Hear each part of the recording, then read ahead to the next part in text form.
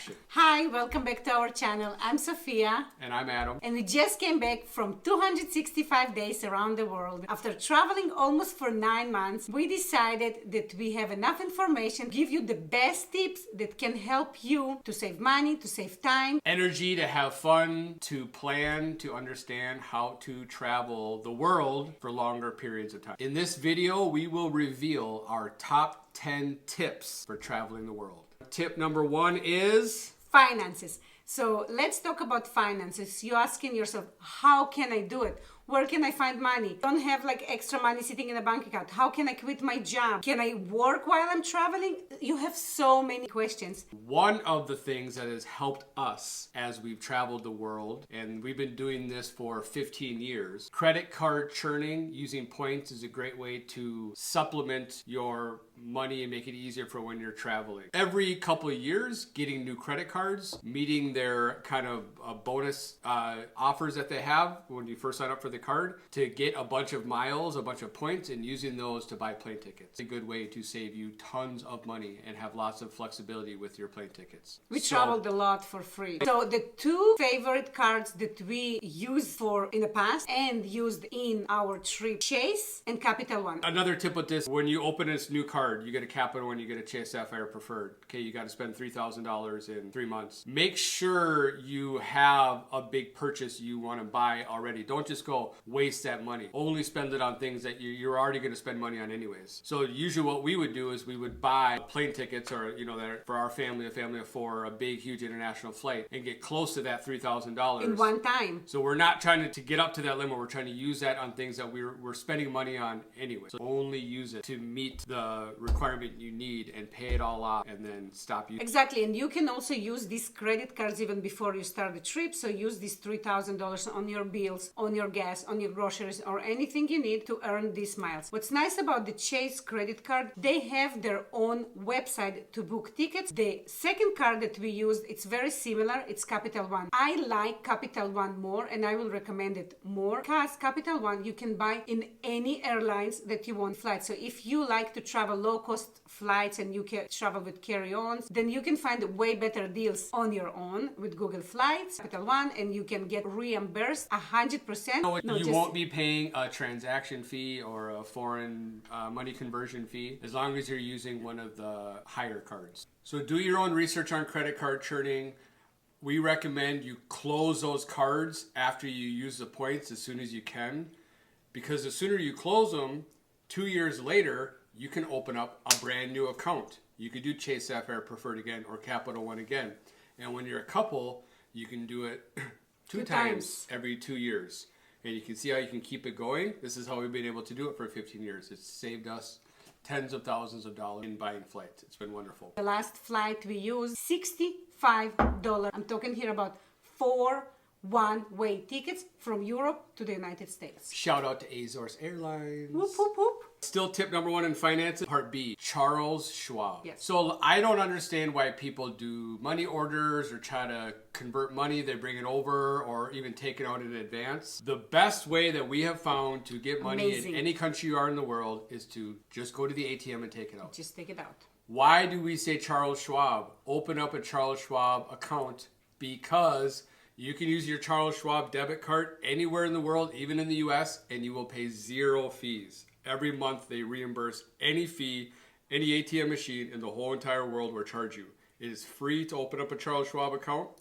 It has been one of the best decisions we've done, and it's made it so easy. One of the tips, though, when you're using an ATM, this is a very important tip. Big one. So you might see this all over the world, but for sure you're going to see this when you're in Europe. Big time. Sophie, what happens in some ATMs in Europe, and why do you like to give them a bunch of your money? Okay, so when you put your card inside and you say the amount you want to use, they will ask you a question. Do you want us to convert to the local currency? You should say no. But the way they ask it, especially if you're not native English speaker, it's making you confused. Pay attention.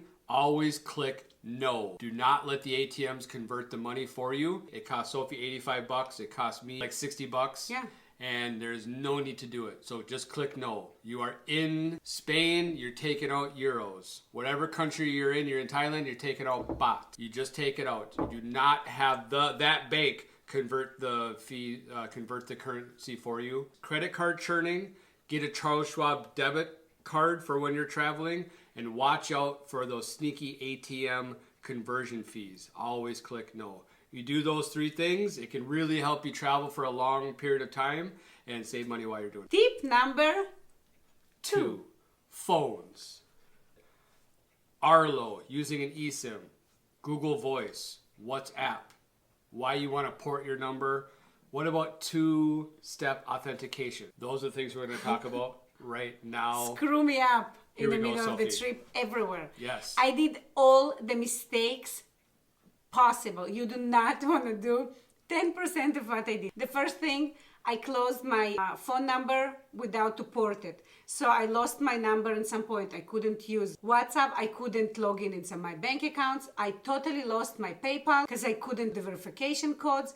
It's really, really, really screw me up. So one of the things I recommend doing is using Google Voice. And depending on how long you're going for, you can port your number. We're leaving the US too long term, and we were gone for a long time. I decided to port my number to Google Voice. It cost $20. Why is that important? Well, all of the things I've used my phone number to verify and sign up for, all of my banking, email accounts, whatever it is, social media, every single thing that I've used my phone, Airbnb, to verify, they've already accepted that phone number. It's already legit. So now that it's a Google Voice number, I can still use it to verify 90% of places. Another tip for if you're traveling abroad and you might have problems with this is make sure you connect somebody that you trust, like your mom or your dad or a brother or a sister or somebody that you really, really trust, and add their phone number to your accounts so just in case, so they can get the codes to verify it and then send the codes to you and you'll be able to access your accounts. Because getting locked out of your account abroad is a real thing. It happens. Or trying to manage your life here, you're going to find yourself in a lot of problems. Google Voice will help you with 2-step authentication. And by doing that, you need to port your number, your original US cell phone number, over. One very convenient way to travel around the world is if you have a newer-ish phone, you can use an eSIM. And it's great because the moment you get off the plane or you cross the border, you just turn it on and you have internet and you're able to connect to the world and use your Google Voice and use your WhatsApp and use your Line and these other apps to talk to people and make phone calls. Arlo is the company that we used. Yeah, like you can see here, I'm opening Arlo and choose the country you want to travel in. After you choose the country you want to travel in, you will choose the plan you want to have. So usually 1, 5, 10, 20. And it might be slightly more expensive than using local SIM cards. One of the downfalls is you don't get a local phone number with it, which can be difficult sometimes. For me, if you're decent with technology and you know how to use other apps and Google Voice and stuff like that to make phone calls, I think it's the most convenient way, and it's awesome because you can always top your internet up if you need more. And there is even one on here that we can show you now, and that is there's local, there's regional, and there's global. There's a global one for like $80, something like that, that will let you have 20 gigabytes for 180 days.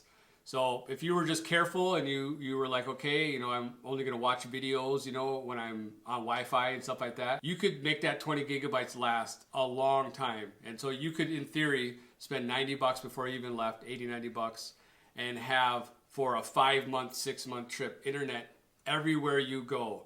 And you have to do basically nothing. You go across that border and it's already going to be working for you.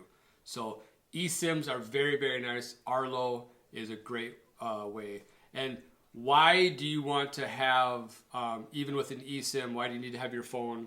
Because everywhere around the world, you're going to be doing ride sharing, you're going to be ordering food, you're going to be using Uber, Google Maps, all these different things. Even book your Airbnbs, hotels, everything. All that stuff. So the main reason that you want to at least do the first gigabyte of eSIM is when you arrive in any country in the world and you just leave the airport, you do not need to worry that you don't have how to get to your Airbnb or how to find the GPS if it's walking distance, the GPS. Let's say you took a bus somewhere from country to country in Europe.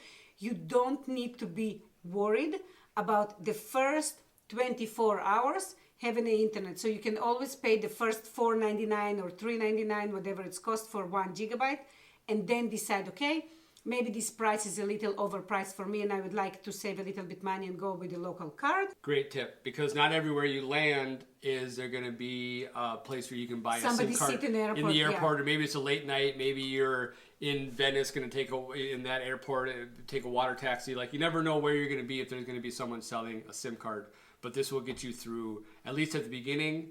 I did it the whole time and I absolutely loved it. I don't ever want to go back to regular SIM cards. It's very convenient, saving time and money. And one thing that I would also recommend when it comes to phones is bring a backup phone.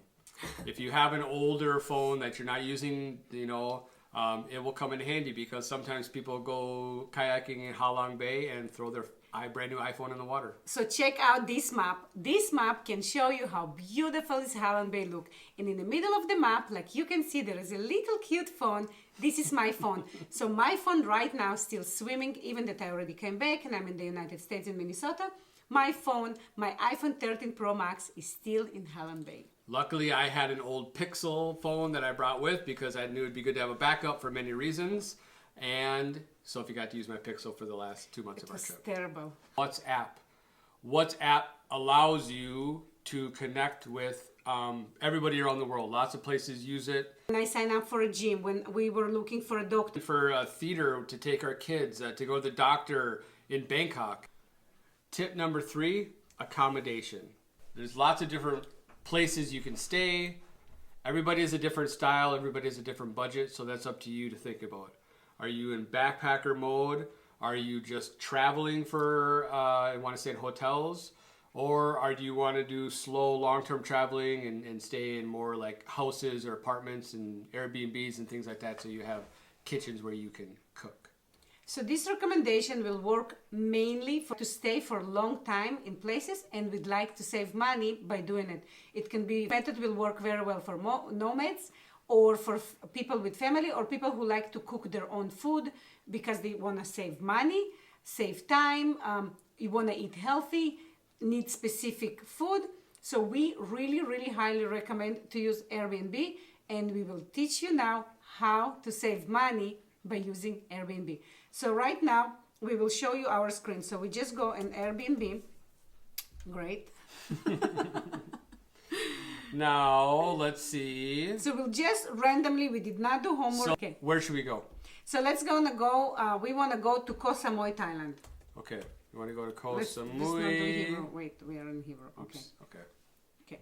Let's go. Right now, we will show you how, right now we're going to Koh Samui, Koh Thailand. Samui. Let's go for the holidays. Now, Sophie, what is one of the keys to saving money when you're using Airbnb? So the key to save money to use Airbnb, you want to book your stay for over 28 days. Let's see what happens here. So 7, 14, 21, 28 days. Let's say Typically, just 2 there's people. 4 of us. Okay.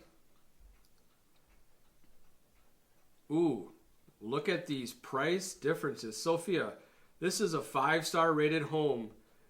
If you were paying this, staying there for like a day or for a week, 2 weeks, 3 weeks, Sophie, you're going to be paying close to $5,000. So let's try to show them. We're planning to book this place from December 18 to January 15, so it's exactly 28 days. So for a month, we will be paying $1,698. So right now, let's calculate it. $1,698 divided by 28 days.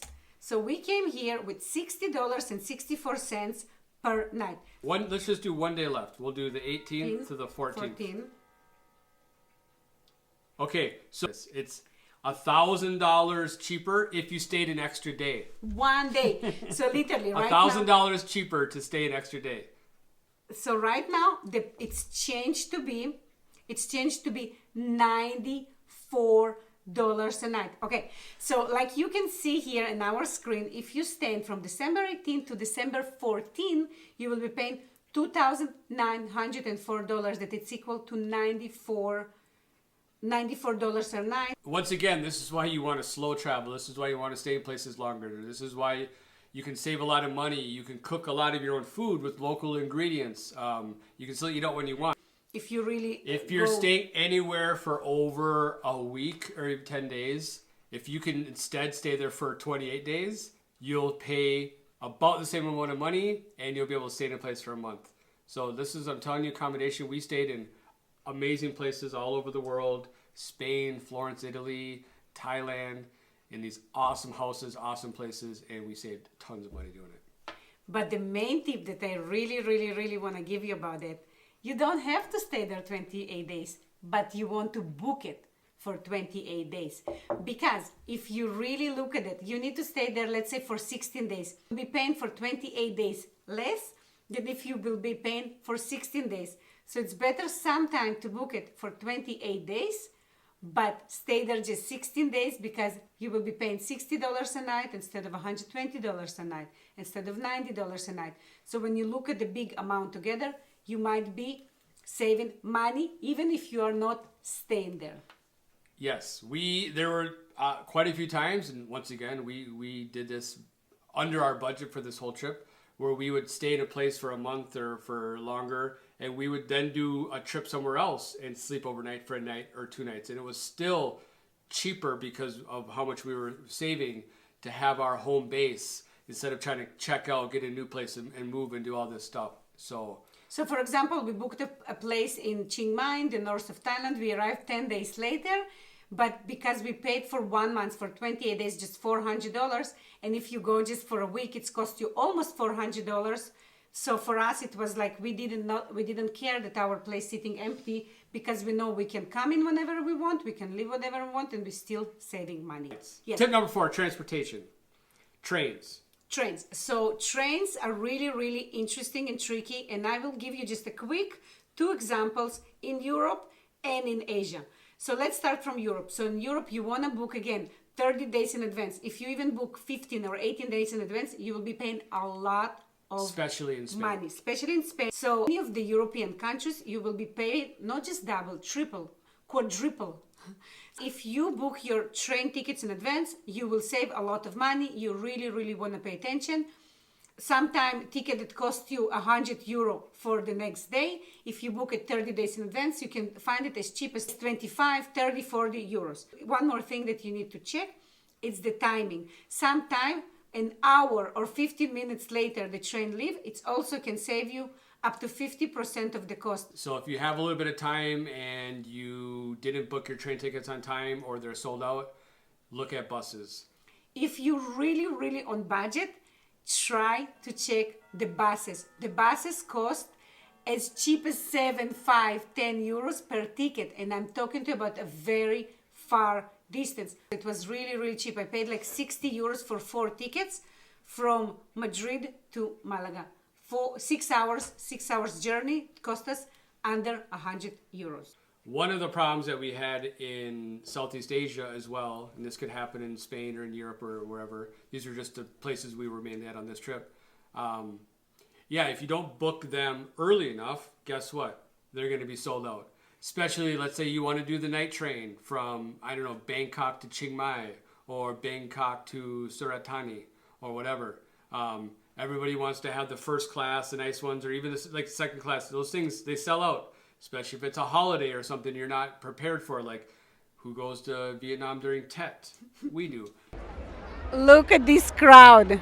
It's just crazy. Sometimes it can be hard to book these things, so always book in advance. They can be hard to do. Some of the websites, especially the Renfa one, especially in Spain, it's super annoying. I couldn't even get it to work. So I always went to the train station to book all the things we needed. So if you have friends in these local places that can help you even better, but our friends didn't help. No, our friends should have helped, because they should have told us that we could have been taking all these trains, free. 12 of them in Spain for free, because they were I don't know what the problem is. So when kids under 5 years old are not paying for train tickets in Thailand. We learned that the hard way too. That sometimes we paid and we didn't know that you don't have to pay for your kids. So it's really important to check everything that you just imagined. Ask yourself the question and see if you can find the answer. Not always you can find the answer, but sometimes if you go to the train station, it's easier. If you book online, you don't have this information when you book in online necessary. bring your passport when you go to the train station because they're going to want that information. Otherwise, you might go down there and they say, oh, no, I can't sell you these tickets. Another tip for when you're in Italy on buses or trains, but in particular buses, you have to validate those tickets. A lot of people don't do that. A lot of tourists don't realize that. And people do get on the bus and check. Probably, we rode tons of buses, and probably 2 times we saw people on. So 2 times in a month of riding buses every day, people got on and checked. And if you don't validate it, it can be up to a couple $120 €100. 120 euros. Probably per person too. Per person, yes. So they don't sell tickets in the buses in Italy, so you have to buy this in a little kiosk. You buy I recommend to buy 10. And yeah, you don't want to pay fine. All you need to do when you arrive on a train, in a bus, you just put it in and you need to hear the click, click, click, click, and then you know that you validated. Or you need to see at least something written, because sometimes it's very, very hard to see the stamp that they put the machine. Yes. So for example, I'm going to show you how I like to travel and the way I'm saving money. If you're really flexible and you're not picky about the place you're going to land, so this is how we do it. For example, we want to fly right now from Chicago. Here I have Chicago, and I want to fly to Europe. But I don't know where I want to fly because I want a cheap flight. All I want to do is to arrive in Europe. So what I do, I'm going down right now on the map. Like you see, this is the map, and I just press the map. And then this is the United States. So I want to fly to Europe or to Asia. So right now I'm starting to look. So this is Europe. I see. Okay, so to fly to Spain, Tenerife, it's around 600 euros. But let's see if I can fly somewhere cheaper. So right now it does not give me a very, very cheap prices. But let's say Rome. Let's say Rome, it's 620. You can zoom in too, and more places will pop up like Milan. Sometimes it's cheap. You can see, like Adam said, you can zoom in and you can see more places. They are not here. So from Boston, you can fly around $400 to Paris. So all I'm saying, in this $400 to London, you go deeper. So right now I'm going on the date. I'm going to press the date and start to play with the dates. It will update all the prices and you're starting to look. All right, around October, the cheapest I can fly, it's around 378. Look for the green prices. This will be the cheapest prices. And then I'm starting to look, like if you're traveling just one direction, one way, so then it's fine. But if not, and you are flexible again, you're starting to look when is the dates are cheaper. Because look at this. To fly November 6th, it's $615. And fly November 7th, it's $378. So you save $300 just on one day. What happens if you need to buy 4 tickets? You will save $1,200 on one day. So it's very, very important to start to play with the dates and start to play with the places, because let's say your real destination, it's Milan, but from London to Milan, I just want to show you the prices from London to Milan. You can fly for 118 if you flexible with the dates. Again, you will start playing for the dates. You could maybe have a day or 2 in London to explore. Sometimes we do it like this because we want to see other cities and we spend time in them too. And you can fly as cheap as $55, and sometimes you can find this flight for $12, for $8, for $25. You don't just want to call Delta or American Airlines and just book a flight. You really want to do a very good homework, because we flew from Chicago to Lisbon, Portugal. I paid $750 for 4 plane tickets. It will cost me more money to fly to San Francisco, 1 plane ticket from Minneapolis. Yes. So use Google Flights. You can explore different routes and what days are cheaper. And if you're flexible with your dates and you just want to get near to where you're going, sometimes it's cheaper to fly into Paris, even though you're really trying to go to Madrid, and then taking a train or another flight, than it is just flying straight to Madrid. Especially us in flying out of Minneapolis. It's a huge Delta hub. It's very expensive, but when we fly from Chicago, we can fly in similar flights for way cheaper. We can save sometimes $2,000 just by getting to Chicago. And then getting to the East Coast is even cheaper to get to Europe and things like that. So, yeah, it's really fun to play around with that, and we've saved a lot of money too. Yeah, it was just incredible. But try to travel like a local when you can. Try to slow down. try to be And open-minded. get into the locals, talk to local people, enjoy them. Don't look just for people who speak your language and just connect with them. Try to go outside, sit down and talk to your neighbors. It's really will change the way you're looking at this country and the place you are visiting. Ciao. And don't travel during a high season of holidays in any country, because will make your life really, really hard. Thank you for watching. Ciao. Ciao. Xin ciao. Bye. Adios, de gen, להתראות, Hasta shalom. luego. Bye. Hasta luego.